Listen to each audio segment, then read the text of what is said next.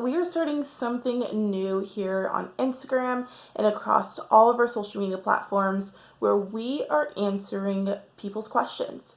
I love real estate investing. I think it's an amazing way to build passive income. I put that in quotes because you have to get to a certain level to reach passive income. Anyways, that's a whole talk that we can do another time.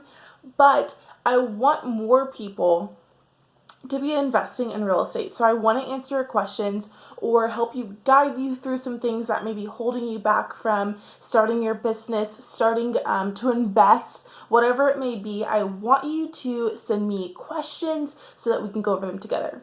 So I recently just asked everyone on our Instagram what are some things that they're struggling with.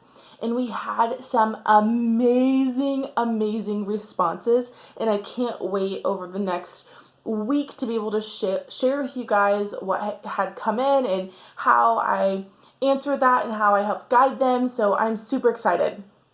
So the first question that we received that I'm going to go over was from a wholesaler, and they were saying how they're having a hard time getting a deal out there, finding a buyer for this deal. They're having a hard time finding cash buyers.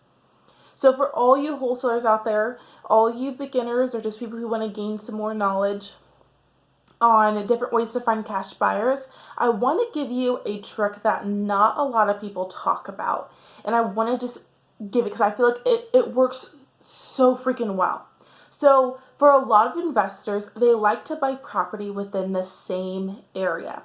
So if you have a contract on a house, what I would do is I would link up with your local realtor, a realtor that's on your team, or maybe a realtor that specializes in that area your property is in, and I would ask them to look at the about half of a mile radius around that house and see how many cash deals were done within that area, and ask them if they would be willing to give you a list of all the addresses where that house was purchased with cash only. Tongue twister. But what you're going to do is when you get that list, you can go on your local tax assessor's website. Make sure that this is not owner occupied, because on your local tax assessor's website, you can actually see the address of the owner. So if it's a different address or if it's a P.O. box, it's typically an investor. And again, investors like to invest in that same area. So what you would do is you would send them a mailer, hey dude, or hey girl, whatever you want to say. Hey, I have a property that's for sale that I'm selling the contract on. And I saw that you've already bought one in that area for cash. I was wondering if you would be willing to purchase another one.